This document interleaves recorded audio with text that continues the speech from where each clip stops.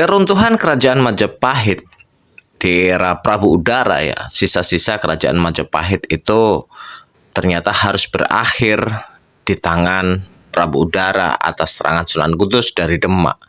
Dan dengan runtuhnya kerajaan Majapahit, maka kerajaan yang paling kuat di tanah Jawa pada saat itu adalah kerajaan Demak. Hai, halo, Assalamualaikum warahmatullahi wabarakatuh. Kembali lagi bersama Sejarah dan Misteri. Ya, kepada episode kali ini kita akan melanjutkan sejarah berdirinya Kadipaten Jipang. Dan sekarang kita memasuki fase-fase menjelang krusial bagaimana sejarah Kadipaten Jipang itu, dan dengan tokoh yang paling sentral yaitu Sang Adipati Arya Penangsang yang menjadi tokoh sentral berdirinya Kadipaten Jipang dan mempengaruhi jalannya sejarah setelahnya juga, kawan-kawan semuanya. Bagaimana lanjutan perjalanan dan sejarah berdirinya Kadipaten Jipang? Tetap di channel ini dan jangan lupa untuk subscribe, like, dan komen, dan jangan lupa juga untuk menyalakan lonceng notifikasinya. Ya, kawan-kawan semuanya, berdirinya Kerajaan Demak dengan rajanya Raden Fatah ini menjadikan kekuasaan Demak era Raden Fatah ini meneruskan kekuasaan Majapahit, kecuali Majapahit seberang timur ya, area-area Blambangan. Menurut sejarah, kekuasaan kerajaan atau Kesultanan Demak ini meliputi hampir semua wilayah di Jawa Tengah sampai di Malang, dan untuk yang wilayah Jawa Barat itu Kesultanan Banten dan Cirebon juga mengakui kekhalifahan Kesultanan Demak. Ya, mereka tunduk dan mengakui kekhalifahan Demak itu karena Demak merupakan kerajaan Islam yang pertama dan satu-satunya di tanah Jawa. Yang pertama dan satu-satunya. Ya, teman-teman semuanya, Kesultanan Demak di eranya Raden Fatah ini kembali menyatukan wilayah-wilayah bekas Mandala dari Majapahit di bawah Kesultanan Demak. Ya, setelah Majapahit runtuh itu memang banyak sekali wilayah-wilayah bekas Mandala kerajaan Demak itu memisahkan diri. Dan Raden Fatah menaklukkan mereka baik suka atau enggak. Ya, terjadi penaklukan-penaklukan di wilayah-wilayah yang dulunya itu adalah bekas kerajaan Mandalanya Majapahit. Dan Raden Fatah di sini memfokuskan untuk meningkatkan syiar Islam. Pendakwah-pendakwah yang pada saat itu diperankan oleh Wali Songo itu gencar sekali melakukan penyebaran agama Islam di tanah Jawa. Di samping itu, kekuatan militer kerajaan Demak pun itu diakui, baik untuk kekuatan di darat maupun di laut. Lalu saga atau cerita tentang ketangguhan dan kebesaran kerajaan Demak pun itu sedikit terusik dengan kedatangan Portugis di kerajaan Malaka. Ya, datangnya Portugis di kerajaan Malaka ini menyebabkan perdagangan yang dilakukan oleh Demak dan Malaka ini terhambat. Dan bukan hanya Demak dan Malaka, kawan-kawan semuanya. Perdagangan dari Gujarat maupun dari Cina menuju ke Malaka dan Demak ini pun terganggu karena Portugis mengedepankan perdagangan monopoli. Maka dari itu, ketika Malaka jatuh di tangan Portugis, Demak pun bersiap untuk menginvasi Portugis di tanah Malaka. Sultan Demak Mahmud Syah yang mengungsi ke Bintan mengirimkan surat permintaan bantuan kepada Kesultanan Demak untuk membantu perjuangan dan perlawanan merebut kembali Kesultanan Malaka yang sudah jatuh ke tangan Portugis.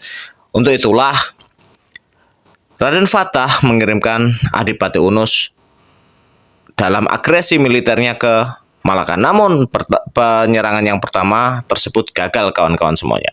Ya, Demak kalah oleh Portugis. Selain karena faktor jarak yang jauh, perlengkapan dan kekuatan antara Demak dan Portugis ini pun tidak seimbang. Di samping itu, kerajaan-kerajaan yang berada di tanah Jawa tidak mendukung perjuangan Demak dalam menggempur Malaka yang sudah jatuh di tangan Portugis.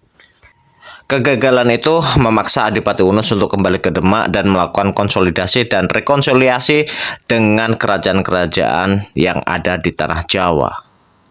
Namun, ternyata ada suksesi kepemerintahan di Kesultanan Demak, kawan-kawan. Ya, Raden Fatah pun wafat. Dan ditunjuklah Adipati Unus sebagai pengganti dari Raden Fatah.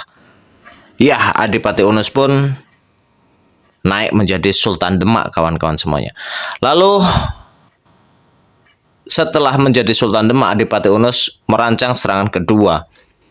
Tahun 1521, Demak pun kembali melancarkan serangan ke Malaka.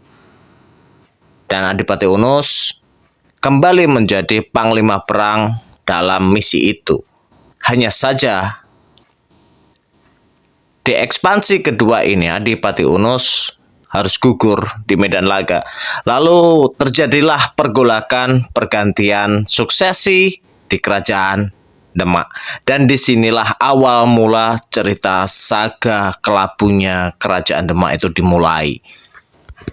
Gugurnya Adipati Unus di pertempuran atau di ekspansi Demak ke Malaka itu menyebabkan kekosongan kepemimpinan di Kesultanan Demak. Dan disinilah antara Sultan Trenggono atau Pangeran Trenggono dan Pangeran Surawiyato yang lebih dikenal oleh masyarakat itu adalah Raden Kikin atau Pangeran Sekar Seto ing Lepen berebut kekuasaan.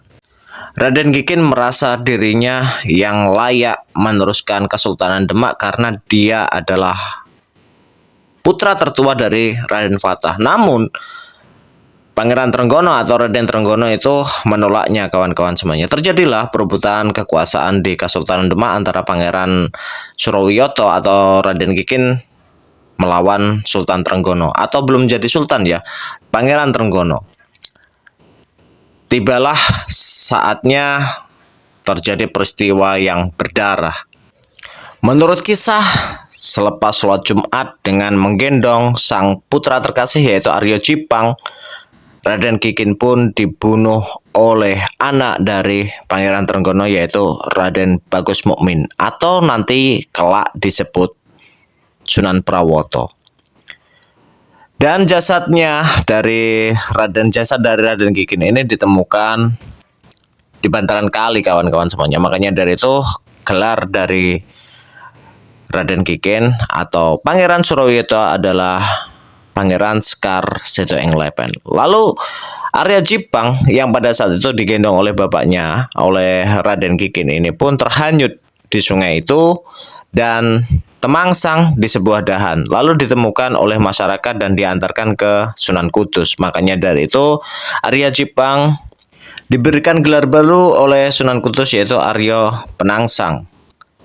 Gugurnya Raden Kikin atau Pangeran Surawiyato ini mengakibatkan dendam yang membara di Trah, Kadipaten Cipang, kawan-kawan. Ya, gugurnya cucu terbaik dari Adipati Lasem ini membuat kerajaan atau Kadipaten Cipang ini tidak terima, tapi mereka pun harus bersabar menunggu sampai sang penerus pewaris Kadipaten Cipang itu beranjak dewasa. Pangeran Trenggono pun naik tahta menjadi sultan dari kerajaan Demak.